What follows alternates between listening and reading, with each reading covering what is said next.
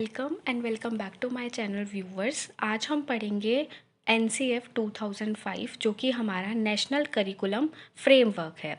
अब NCERT and the national curriculum framework NCF 2005 की points जो रहेंगे इसके यही हैं कि ये जो NCF 2005 है वो NCERT ने डेवलप्ड किया है। NCERT की फुल फॉर्म जो है वो जैसे कि आप जानते ही होंगे, the national council of educational research and training. तो NCERT ने ही जो है हमारा NCF 2005 दिया है। अब जो NCF है वो किन मुद्दों पर जो है बात करता है, वो यही है कि focus on real life connection. वो रियल लाइफ से जोड़ने की बात करता है बच्चों की नॉलेज को, कि सिर्फ नॉलेज नहीं देनी, उस नॉलेज को रियल लाइफ से कुछ भी कनेक्ट कर कर सिखाना है। ठीक है, लर्निंग बाय डूइंग जैसे हमने पढ़ा है पेडागोजी वगैरह में, उन सभी से ही बच्चे को सिखाना है, कनेक्शन करना है। मतलब आज अगर आप कोई टॉपिक सिखा रहे हो, फॉर एग्जांपल अगर आप उन्हें वाइल्ड एनिमल्स वगैरह ये सब भी जो भी टॉपिक है वो बता रहे हो, तो वो सारा का सारा उनका रियल लाइफ से कनेक्शन होना चाहिए, रियल लाइफ से कनेक्ट कर कर उन्हें पढ़ाना है। The NCF emphasizes connecting education to real life experiences to make learning meaningful। अब रियल लाइफ एक्सपीरियंसेस कैसे हो सकते हैं वाइल्ड लाइफ के, जैसे मैंने एक टॉपिक ले लिया है वाइल्ड एनिमल, तो कुछ भी लगा लो कि आप उनको जू ले गए, चिड़ियाघर ले गए उन्हें घुमाने के लिए, ठीक है, किसी बायोस्फीयर रिजर्व ले गए, वहाँ पे उन्हें आप एनिमल्स दिखा रहे हो, वाइल्ड एनिमल्स, तो वो उससे कनेक्ट करेंगे। या फिर आपने जो है एक PPT चला दी, ठीक है, एक कुछ भी वीडियो दिखा दी उन्हें जिसमें वो अच्छे से उसे रियल लाइफ से कनेक्ट कर पा रहे हैं, ठीक है, थोड़े से एग्जाम्पल दिखा दिए। तो इसी तरीके से जो है बच्चे की जो नॉलेज है वो रियल लाइफ से कनेक्ट हो रही है। और यही इन्हीं सभी बात पर जो है NCF ध्यान देता है कि सिर्फ पढ़ाना नहीं है, अच्छे से पढ़ाना है, कनेक्शन करके पढ़ाना है, ताकि बच्चों को जो उसने पढ़ा है वो याद भी रहे। अब ये जो INCFTE है, ये जो है NCTE ने दिया है। अब ये INCFTE है क्या? The Indian national curriculum framework for teacher education. Teacher educational के लिए भी, टीचर एजुकेशन के लिए भी एक तरीके का हमारा एक फ्रेमवर्क दिया हुआ है, और ये जो दिया है वो national council for teacher education ने, मतलब NCTE ने ही दिया है। जैसे कि हमारा जो NCF है वो NCERT ने दिया है, वैसे ही NCTE जो दिया है, सॉरी, जो NCTE है वो जो है INSCFTE, सॉरी दोबारा से पढ़ेंगे, जो हमारा INCFTE है ना वो हमारा NCTE ने दिया है। अब NCTE जो है वो क्या है? National council for teacher education. ये जो काउंसिल है इसने हमारा Indian national curriculum framework for teacher education दिया है। अब ये जो NCF है ये जो है बेस्ड ऑन कंस्ट्रक्टिविज्म, ये जो है कंस्ट्रक्ट के ऊपर ध्यान देता है, कंस्ट्रक्टिविज्म के बारे में ध्यान देता है कि लर्निंग बाय डूइंग होनी चाहिए, कनेक्शन करके पढ़ाना है, कनेक्टिंग करके पढ़ाना है, रियल लाइफ एक्सपीरियंसेस जो है देने हैं बच्चों को, रियल लाइफ एग्जाम्पल्स बच्चों को देने हैं। The NCF 2005 is grounded in constructivist learning principles which emphasise active learning होनी चाहिए बच्चों की, and building knowledge through experiences. और उनकी जो नॉलेज है वो बड़े विद दी एक्सपीरियंसेस, ठीक है, वो एक्सपीरियंस करेगा, किसी चीज़ को कनेक्शन करके पढ़ेगा, तो ऑटोमेटिकली जो है क्या होगा, उसकी जो लर्निंग है वो इंक्रीज़ होगी, उसे ज़्यादा से ज़्यादा याद रहेगा। अब ये जो हमारा NCF है ना, ये एक कोटेशन है टैगोर का, उससे स्टार्ट होता है, ठीक है। अब हमारा जो NCF है ना वो अप्रूव्ड बाय CABE है, the central advisory board of education, इन द्वारा भी जो है हमारा NCF 2005 अप्रूव्ड है। अब ये जो हमारा NCF है ये हमारी 1986 की एक रिपोर्ट थी उस पर बेस्ड है।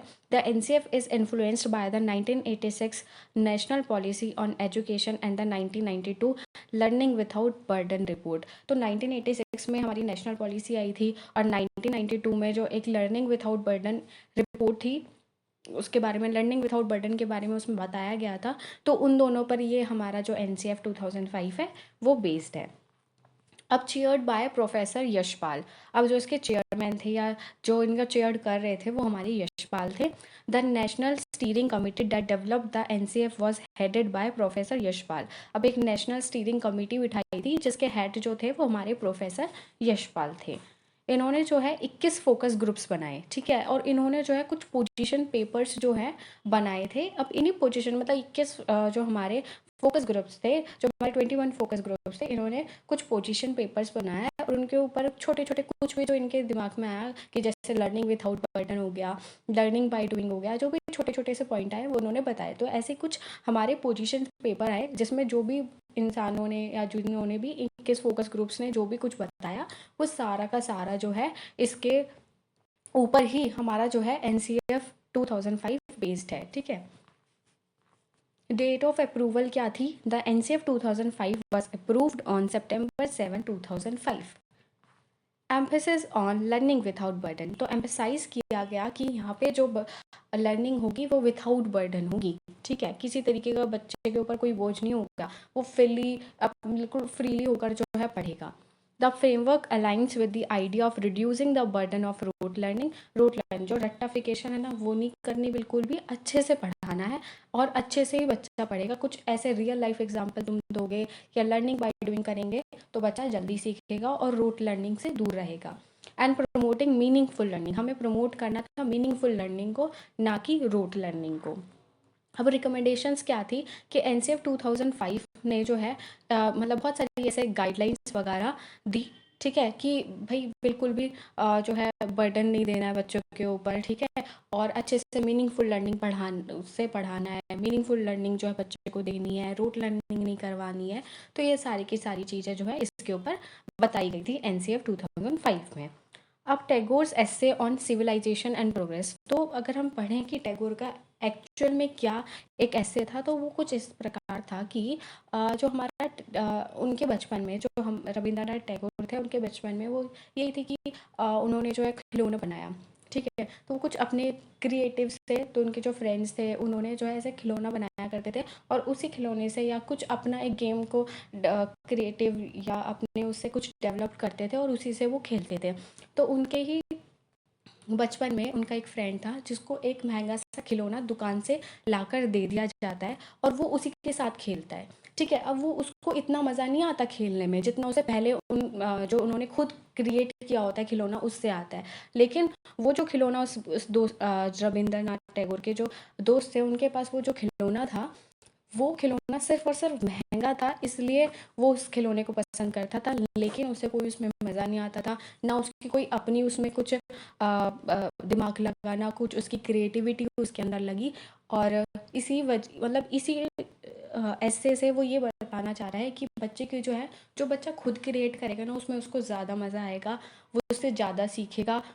जो उन्होंने खुद अपने लिए खिलौने बनाए थे, खुद अपने जो गेम्स थे वो क्रिएट करे थे, उसमें ज़्यादा मज़ा था, उसमें ज़्यादा वो इंजॉय कर रहे थे, ना कि उस बने बनाए खिलौने के ऊपर। उसमें सिर्फ और सिर्फ क्या था, सिर्फ और सिर्फ उसके प्राइस ज़्यादा था, वो महंगा एक खिलौना था जो कि एक बिना मेहनत के किसी को लाकर दे दिया गया है। Creative spirit and generous joy are keys in childhood, तो क्रिएटिव होना, जॉय होना, यही कीज़ है हमारे चाइल्डहुड की, इसी से ही जो है हमारा चाइल्डहुड एक बेहतर बनता है। पैसिव टू एक्टिव एजुकेशन जाना है, सिर्फ पैसिव लर्नर नहीं बनना, सिर्फ सुनते ही नहीं रहना, एक्टिव लर्निंग होनी चाहिए कि करो भी, अगर कुछ पढ़ा है उसको करो, उसे रियल लाइफ में बिल्कुल लेकर आओ। बेस्ड ऑन कंस्ट्रक्टिविज्म, बेस्ड होना चाहिए कंस्ट्रक्टिविज्म के, कोई भी रोट लर्निंग नहीं करनी है, ठीक है, अच्छे से एक्टिव पार्टिसिपेशन होना चाहिए, एक्टिव डूइंग तुम्हें करना है। Role of teacher as a facilitator, जो टीचर का रोल होगा वो फैसिलिटेटर होगा, ना जो टीचर है वो पूरी तरीके से, ऐसा नहीं कि बिल्कुल स्पून फीडिंग करा दे, ठीक है, ऐसा कुछ कि बच्चे को जितना, टीचर को ये पता होना चाहिए कि बच्चे को लेवल क्या है, कितना वो बता सकता है, तो जितना वो बता सकता है ना उससे खुद ही बताने दे, और उसके बाद उससे धीरे धीरे करके छोटे छोटे से ऐसे क्वेश्चंस पूछे जिससे बच्चा खुद उसे आंसर कर पाए और धीरे धीरे अपने ही थिंकिंग से, अपना जो जितना उसका माइंड है उससे वो खुद ही उसके आंसर निकालने की कोशिश करे। अब ये जो NCF था ये इसको जो है ट्रांसलेट किया गया 22 लैंग्वेजेस में इंडिया के अंदर, और इसको मतलब अप्लाई करने के लिए बाकी स्टेट्स में जो है स्टेट्स को ग्रांट भी दिया गया। Involve SCERT diet district institutes, तो जो NCF हैं उनको SCERT में, डाइट में और भी DLED वगैरह में, इन सब में भी इनको इंक्लूड कर दिया गया। Common sources of physical discomfort. अब इसके जो मुद्दे क्या थे, यही था कि लॉन्ग वॉक्स टू स्कूल, बच्चे जो है इतनी दूर दूर जाते थे पढ़ने के लिए, हैवी स्कूल बैग्स होते थे उनके, बहुत बेसिक इंफ्रास्ट्रक्चर भी बच्चों को नहीं मिल रहा था, ठीक है। Inadequate food and water, school में फूड नहीं था, वाटर नहीं था, तो वही सब मिड डे मील वगैरह लेकर आए, वो तो पहले ही आ गया था, लेकिन फिर भी एक तरीके से कि अच्छे बच्चे को फूड और वाटर वगैरह ये सब मिले। रिगरस टाइम टेबल था, तो उसमें भी जो है गेम डाला गया और कुछ फ्री पीरियड्स उसके अंदर डाले गए, और एक्टिविटी वर्क एक्सपीरियंस वगैरह जो क्लासेस होती है वो आर्ट क्लासेस उसके अंदर डाली गई। Absence of toilets and sanitary facilities भी उस टाइम पे ऐसे दोबारा से इंक्लूड करी गई। ये नहीं कहूँगी कि पहले नहीं थी, एक तरीके से दोबारा से इन सारे मुद्दों पर दोबारा जो है ध्यान दिया गया। Common sources of physical discomfort में एक और आता है कि कॉर्पोरल पनिशमेंट बच्चे को नहीं देनी है, कि तुम उसे मार रहे हो या ये कह रहे हो कि मुर्गा बन जाओ, फिजिकल पोस्टर कि बन जाओ, मुर्गा बन जाओ, ऐसा वैसा कुछ भी नहीं करना, ठीक है। अगर तुम उसे अच्छे से समझाओगे तो वो खुद ही अपने आप सीखेगा। अब एनसीएफ के कुछ गाइडिंग प्रिंसिपल्स हैं, तो वो क्या है? Shift from rote method to knowledge and learning. Rote method नहीं कराना, रेक्टाफिकेशन नहीं करवाना, इससे बच्चे को नॉलेज और लर्निंग लेकर जाना है, उस तरफ लेकर जाना है, मीनिंगफुल लर्निंग करानी है, लर्निंग बाय डूइंग करानी है, रियल लाइफ से पढ़ाना है। Life outside the school, real life connection होना चाहिए, रियल लाइफ वर्ल्ड से बच्चे को जोड़ना है, ठीक है। कि जैसे अगर जो है तुम उसे प्रॉफिट और लॉस के जो सम्स है वो करा रहे हो, तो प्रॉफिट और लॉस के सम्स जो हैं उसके एक रियल लाइफ से कनेक्ट होकर, कि रियल लाइफ एग्जांपल दे रहे हो कि तुम ही दुकान पर जा रहे हो, ये तुम कर रहे हो, तुम्हें तुमने जो है इतना लिया उतना दिया, तो वो सारे के सारे उसके पूरा रियल लाइफ से कनेक्ट होना चाहिए। कि सब्जी मंडी जा रहे हो, उधर से कर रहे हो, तुम्हें इतना लॉस हुआ, इतना प्रॉफिट हुआ, टीवी तुमने इतने का लिया और इतने का बेचा, तो रियल लाइफ जो है उससे तुम्हें जोड़कर बच्चे को समझाना है। Evolution.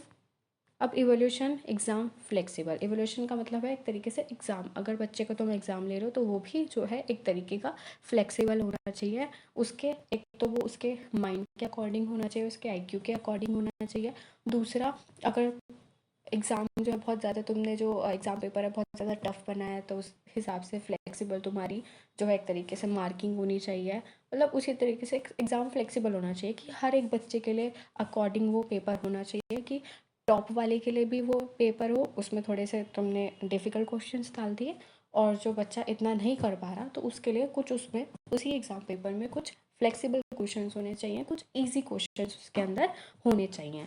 To enriching the curriculum so that it goes beyond text books, हमें जो करिकुलम है ना उसको एनरिच करना है ताकि हम टेक्स्ट बुक के भी बियॉन्ड जा सके। मतलब एक कोट है कि जो हमारा जो हमारी बुक होती है, जो हमारी टेक्स्ट बुक होती है ना, वो सिर्फ और सिर्फ हमारा ना रिसोर्सेज होना चाहिए, एक साधन होना चाहिए, साध्य नहीं होना चाहिए, ठीक है। तो यही सब था हमारा एनसीएफ 2005। आई होप आपको समझ में आया होगा। अगर आपको कोई भी क्वेरी होती है तो आप कमेंट सेक्शन में उसे पूछ सकते हैं। Thank you.